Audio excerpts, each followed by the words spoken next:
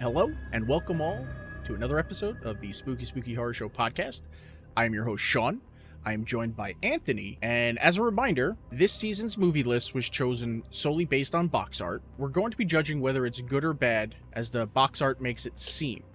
Today, we'll be talking about 2019's Unknown Visitor. But before we get into all that, Anthony, I was going to say, how has your week been? But it's been a long fucking about a month. It's been like a month and a half since we uploaded our last podcast. You had something happen. Oh, my fucking thing broke. My PC decided to just keep rebooting. Hey, we can see it right behind you. Just completely turned off. Oh, it's turned off. The fucking thing's out. Hell yeah.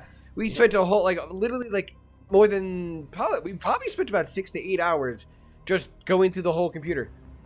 Yep. I think we started 11 or 12 and we didn't stop until 7 at night. Yep. And then it was down to, okay, it's either the motherboard or a hard drive issue.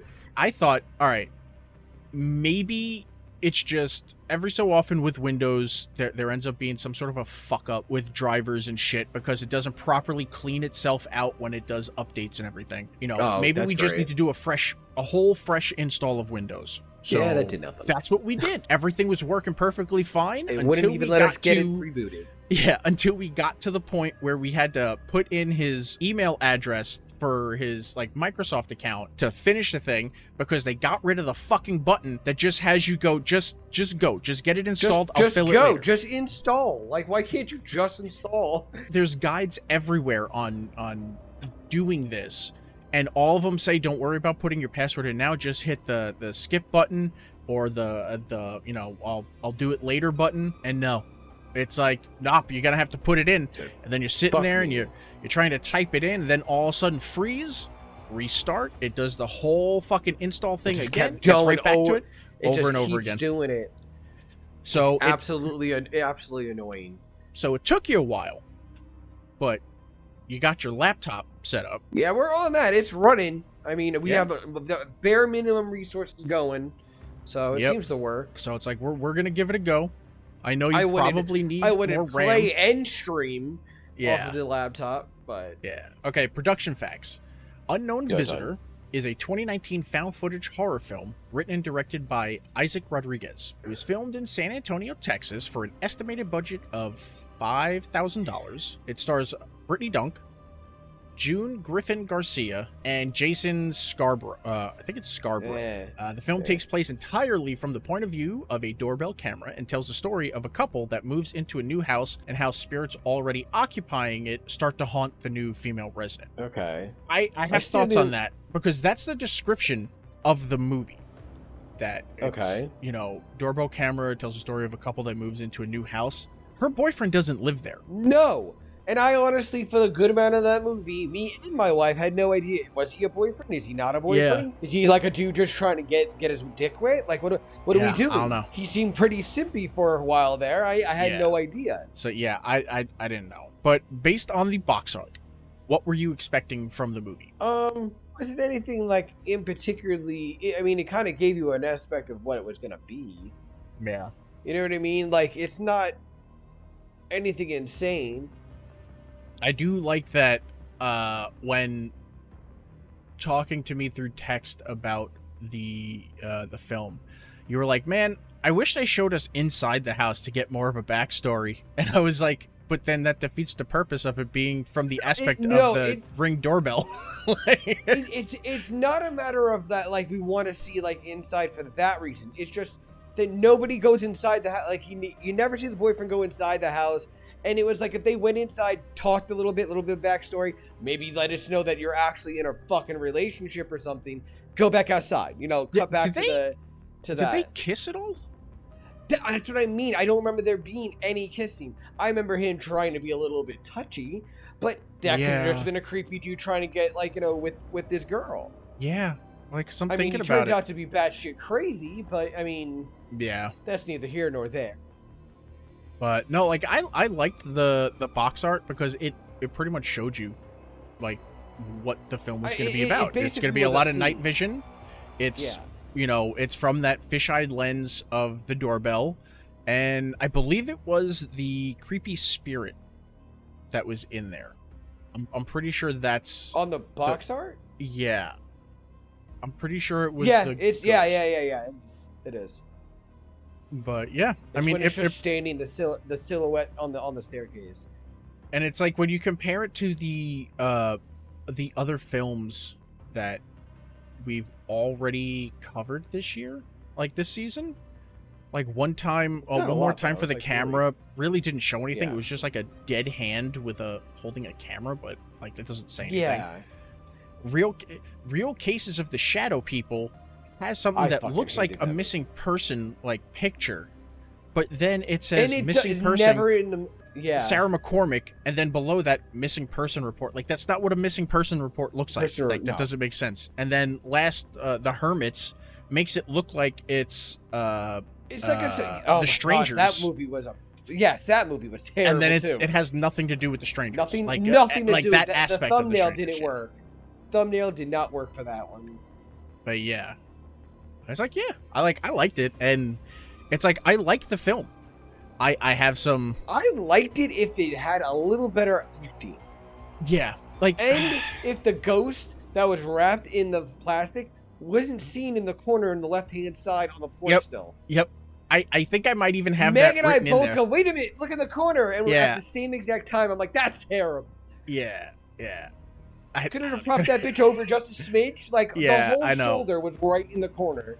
I know. Yeah, no. You have one angle. You couldn't fix that. You had one angle, and you couldn't hide it in it. Yeah, no. Terrible. It was bad. It was pretty bad. I generally like all of his films, but I have the same critique across every single one of his films. What? The concepts are great. The majority of the actors that he finds are good.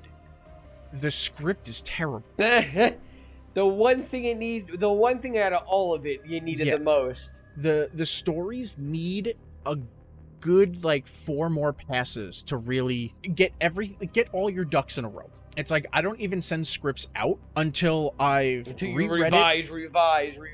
Yeah, I'll reread it about 3 or 4 times. Then I have the wife go over it to see what she thinks and give notes on where she thinks things could be touched up. Then I go back and I look at it again and I read it out loud, because reading it on paper is one thing, but when you're basically acting out all the parts yourself, you'll realize oh wait, something doesn't feel right. Okay. And I feel like that's what a lot of the problems with his films are. A whole film solely from the point of view of someone's Ring door cam. We've seen the videos, all the scary videos from your Ring door cam and shit. There's a ton of shit that can happen. What the fuck is this story that's going on? Who is this chick? Why is she living there? All over the place. Yeah. Why is this her boyfriend? Why is he always at her beck and call? The door-to-door salesman that doesn't make sense. That dude. What happened to his hand the second time he came around? You don't heal that quick. Why is he even selling shit? I also don't think that they specify the amount of days, right? No, they don't tell you the days. But on top of that, yeah. Why do you come back to the same house that told you don't come back here? Yeah, the house that told you to fuck off and shit. I just feel like if Isaac just sat there and reread the script or gave the script to someone else to read and be hey, what do you think? Do you think there's any places we need to touch stuff up? It could be a much better film. So I don't know, but I do like his films. I've seen all of them that have been out and everything. I've watched interviews that the guy does and stuff. Mr. Creep was a lot of fun. It's just that again, I gotta look at that movie and see. I think it's still on Tubi. Everything's on Tubi. The end, you just have so many questions, us not realizing is this his girlfriend? Are they living together? Do they not live together? It makes no sense. And then he mentioned something about fucking him being in the service. So I'm like, is this a friend of his wife that guy died? It's so weird. There's a lot of gray area involved. Yeah. Because it's then it becomes, it's not you're teenagers and dating. No, not at all. If they're dating and they're fucking adults, why wouldn't he be over there? Why is he never there? Why wouldn't she be at his any place of this happens? It just does. None of it makes sense. I don't really understand. Let's get into the plot.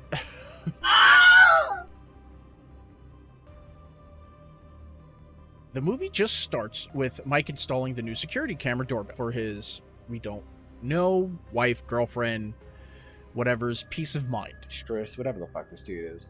I think she mentions that she's been hearing or seeing some things while he's away at work, so he just wants her to feel safe. Away. Yeah, so and she take just her meds. He just wants her to feel safe in her new home. Like we said, we're not completely sure that he even lives there, but he leaves for work. You never see her leave or him. No, we see her leave. Like, she leaves to go, like, get groceries and stuff, and then comes back, and, like, when she walks outside, I only remember like, seeing her come out and smoke on the porch and have coffee and shit. Yeah, no, she's straight up, like, left. Get dropped. Oh, you mean get dropped, straight up dropped?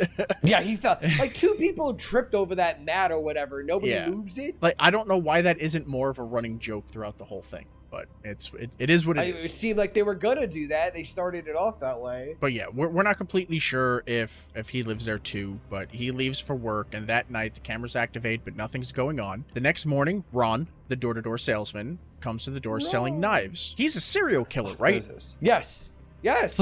Who fucking does that? And who takes an uncooked fucking potato in midair in your palm and then cut it? Like, who does that? A serial killer to try to get in your house. Look, I cut my hand, miss. Can I smear my blood on your face so I can murder you? I'm telling you. It's like, I figured, like, all he wanted to do was get into her house. That's what he kept asking for. When she won't come to the door, he has, like, a complete personality shift. Oh, yeah. Belligerent.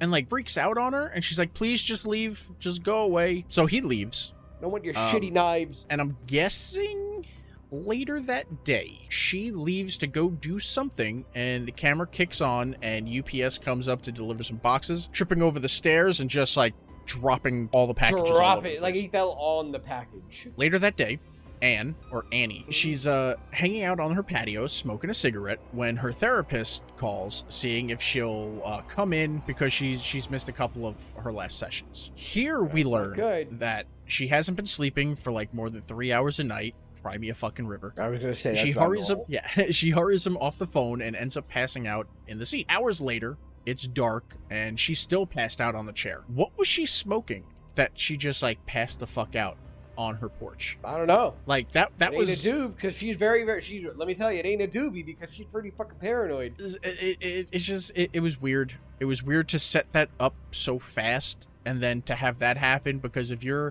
worried about you're worried about like, oh, I need a security camera because I've been hearing things and then blah blah blah. Like, you're not gonna be like, you know what, let me sit on the porch by myself and just fall asleep. Like, you're just gonna go right back inside. Like, it's whatever. Waking up to knocking on her front door, she hurries inside. A little while later, the camera turns back on, and we get a glimpse of someone dancing around in the yard. The camera begins to freak out. I didn't see that very well. No?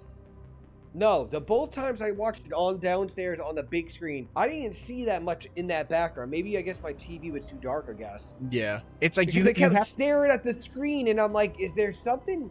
It's just a scene with nothing going on. I'm like, there has to be a foreground area because the road's over there. I'm like, this road's far away. Let's see if I can grab an image of it. She comes dancing out from the right, stage right. I guess no. Would that be stage? No, that would be stage right. Oh, the woman that's in the nightgown.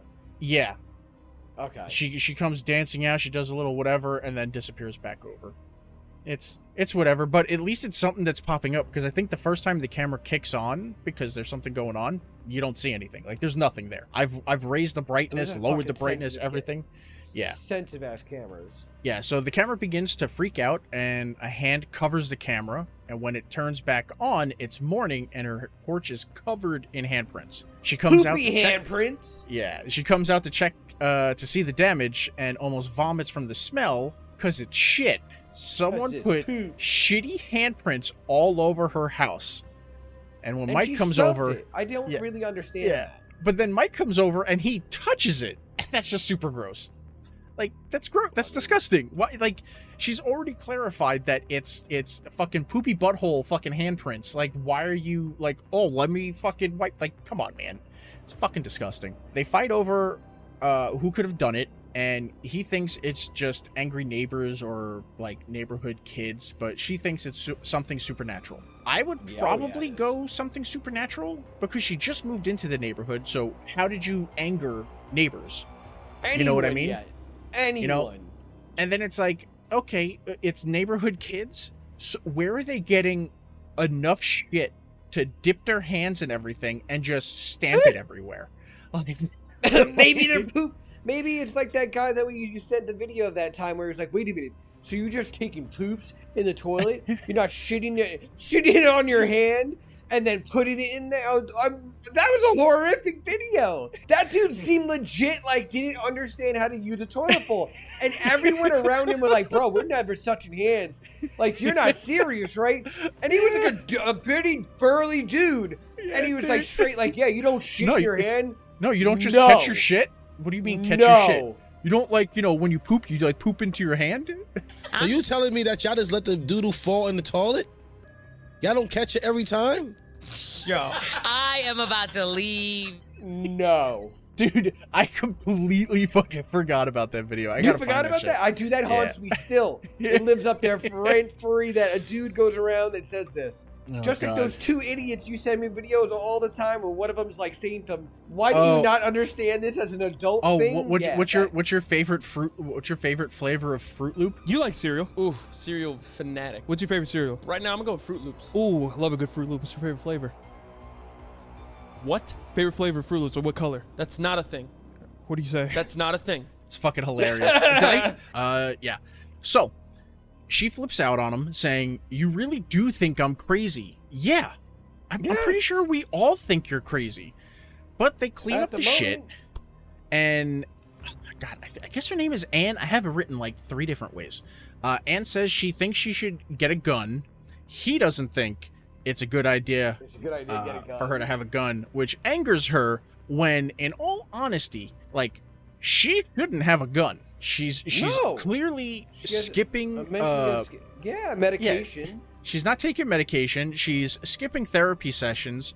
She's seeing things. She thinks it's supernatural, and now she's like, "I want a gun." Are you gonna shoot the ghost? Nope. Like, how is this working? Like, come on, don't be stupid. They spend the rest of the day drinking wine, but I don't think it was a whole lot of booze. But then they get drunk and they tell each other secrets. In which still, don't you do this when you're dating? Are they dating or not? I would have figured that all of this shit she would already know, but it's like, we're not told how long they've been dating. We're just like kind of given like a clue that like they're dating. So it's, and then he acts like such a douche. Like, it's like, oh. So she tells him that she like sees things, which is why she's in therapy. And he killed someone while fighting overseas. Now, in which we assume.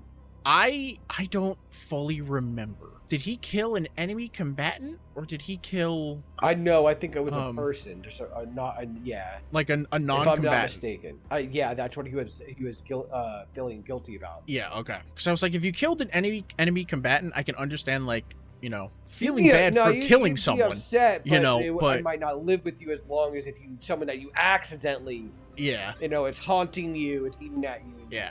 She thinks it's time for them to go to sleep, but Jeff says he's just gonna stay outside, which again, it leads to believe like, oh, they're dating and they're fucking, but like, instead of going inside to fuck his attractive girlfriend, he decides he's just gonna like sit down slumped on the porch. Like, it's so fucking weird. And like, fuck, dude. Is this the scene where the bush strangles him? I think it gets to that, because she goes inside and he sits by the stairs and slumps down asleep. He's later woken up by the sound of a gunshot, and all I could think is, man, good old San Antonio. Yeah, I know. Because I don't know if that gunshot was supposed to be there, because I don't understand what it was just background talk that they said. Yeah, yeah. There. Like, I don't know if that's supposed to be like some sort of a context clue that like the ghost or whatever, if there even is a ghost, is like manifesting itself through his trauma and guilt over killing someone. But because like we found out like 2 minutes prior, like it doesn't make any sense that this would be the shit there. So it's like, in my head, I genuinely thought like, well, it's San Antonio, of course you just hear gunshots in the background. It's the same thing as being in Houston. All I would hear would be fucking gunshots. So that's why I left Houston. The next morning, the door-to-door salesman is to preface, when I say the next morning, I don't necessarily mean the next morning. They don't tell us They don't what tell the days you are. if it's the same day Yeah. or a week Yeah, later. it could. Yeah, so I don't know. But remember, the door-to-door salesman cut his hand the last time he was there when she told him to get the fuck off her porch. The next Selling fucking goddamn this knives door to now door. morning, the door-to-door salesman is back. This time, he's selling vacuum cleaners. Again, he doesn't take the hint, Still does and this. again, he freaks the fuck out. I don't understand the point of the door-to-door salesman. If like maybe he's supposed to be like a red herring, but it doesn't make sense because one, I don't think I've ever in all my years of being alive have ever come across a door-to-door salesman, let alone a door-to-door salesman that's let alone a door-to-door salesman that's selling knives or a vacuum cleaner. cleaners. Like this isn't like fucking post-war America or whatever. It doesn't make sense that he's going and he's doing this. Maybe if he came up as like a Jehovah's Witness or a Mormon or something fucking stupid like that, Yeah, where he's more like, luck. have you read the good book or whatever? Then okay, that makes more sense. But he's like, hey, you want to buy a vacuum? Let me just plug it into your outlet. Like it just doesn't make sense. Yeah, dude, that pissed me off so much. I'm like, who the fuck are you taking electricity from, It's man? like yeah, no, so like the whole thing doesn't make sense. So it's like at least if like he tried to break into the house and like force his way in, and then like the cops had to come, or and calls what's the dude's name? Mike? Jeff.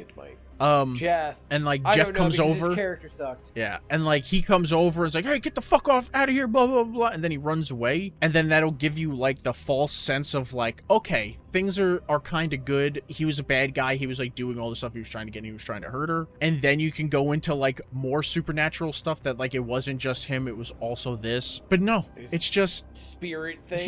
He's just like a shitty, weird door-to-door salesman selling shit that you can buy on Amazon for cheaper than what you would buy it from him. Not that you would even want to buy either that gross-ass fucking knife set or that shitty fucking vacuum. So it's, I don't know. Whatever. In which the vacuum, he's not like he brought over like a million vacuums. He had one fucking vacuum to like a display. I feel like this dude just came walking out, like he went into his trunk and he was like, what do I have that I can sell right now? And he just like would grab something. But it's nighttime now. The camera clicks on before we hear knocking on the door, which would be weird because the camera would turn on for either sound, I think. Sound? It would be there before the person. Or movement. First. But the camera's on, there's no movement, and then there's knocking. It just doesn't make sense.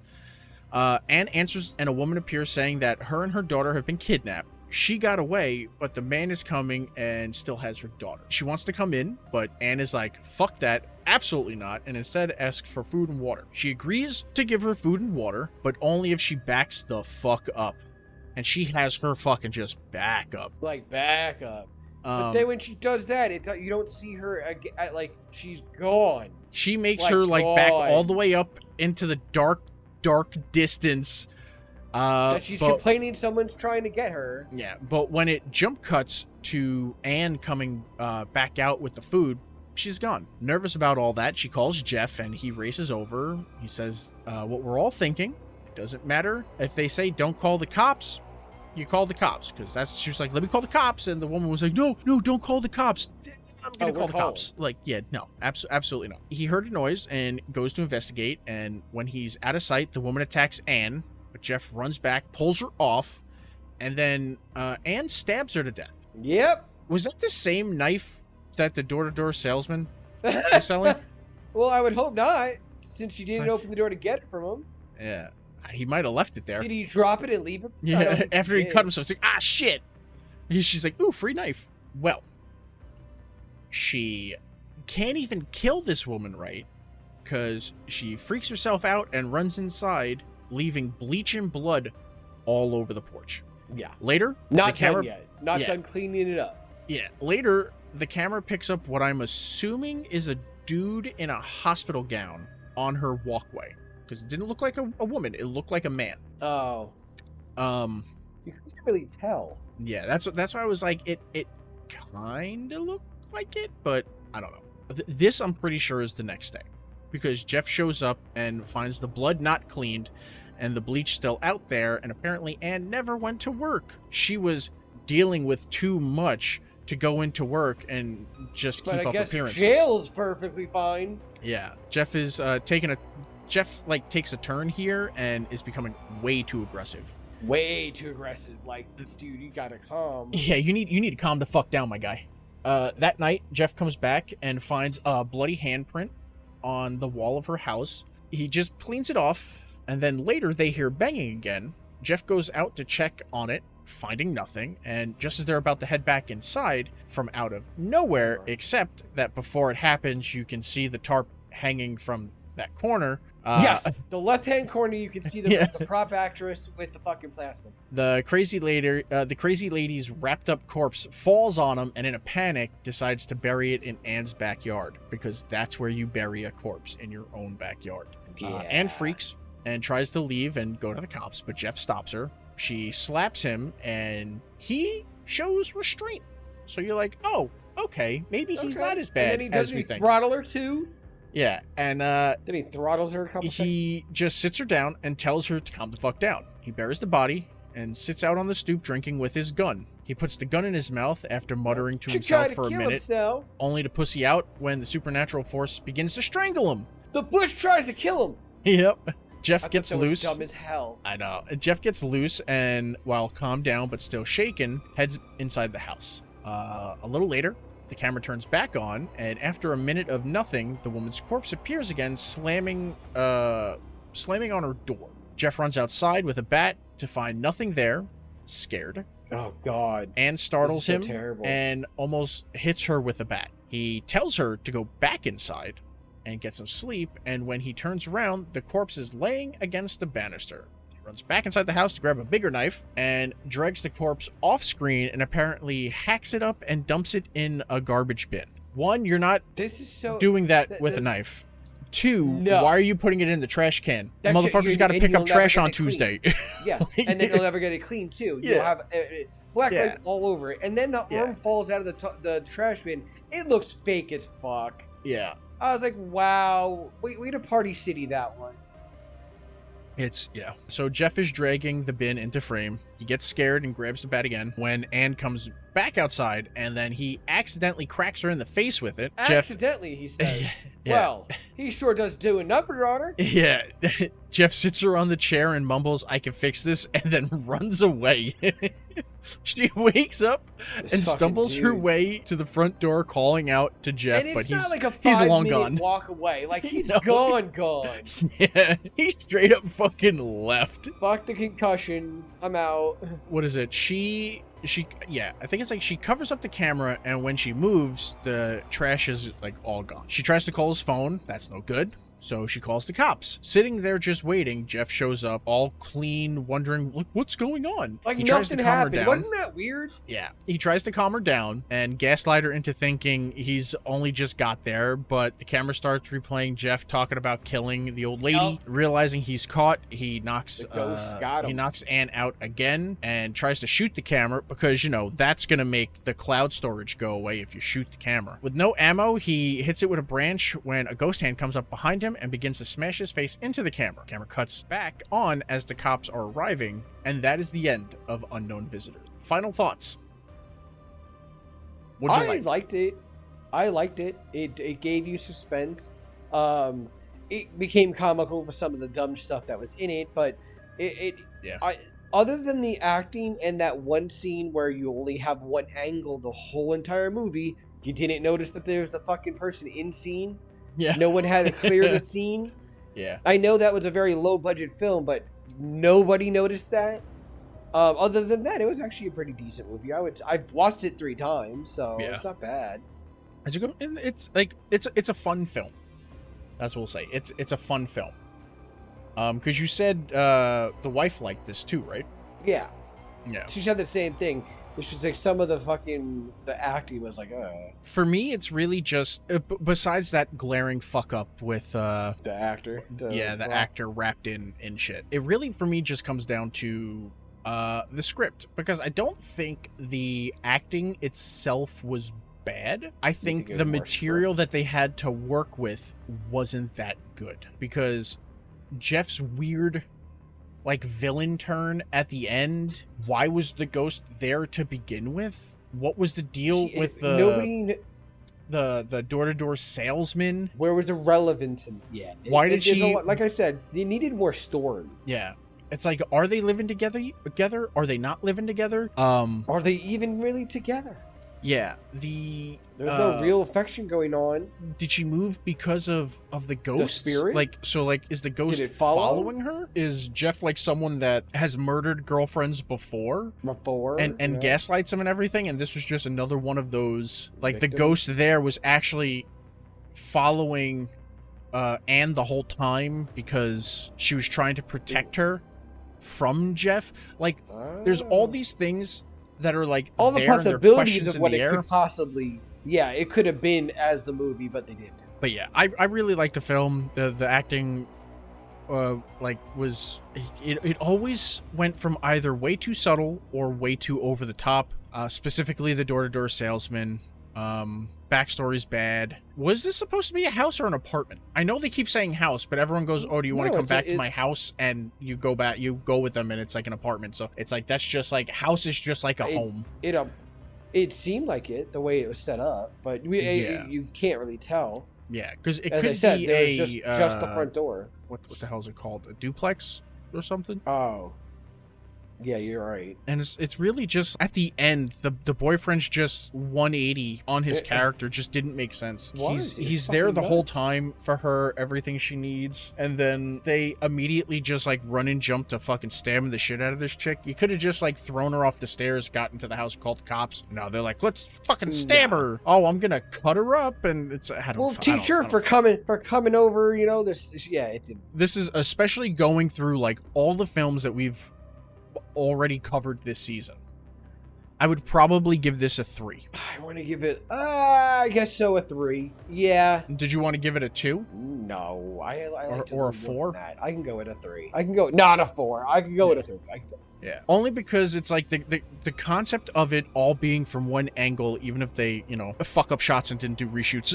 It was $5,000 that they had to work with, so, they had to do what they had to do. I'm sure now with like all the shit that you can do, seeing that he could have been like, fuck, and just like grabbed a clean plate from something else and like easily rotoscoped her out and just like had it like empty, but yeah, it's like the things about this are good, and it's a fun movie, it's a fun concept.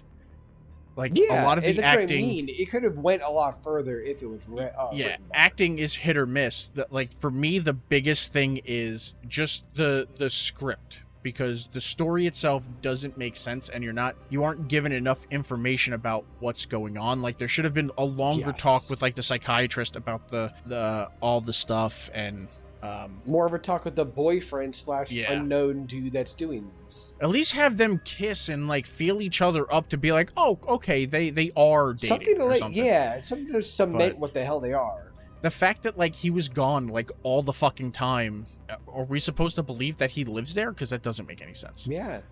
But yeah, like I figured 3 is a good common ground, especially since everything so far has been a 1. This season. Yeah. Well, we also changed the way we do the whatchamacallit too, so. But yeah, 3 seems like a good like spot. I'm pretty sure we gave Last Radio Call a 3 as well. Now I can't remember the Last Radio Call. It's been a while.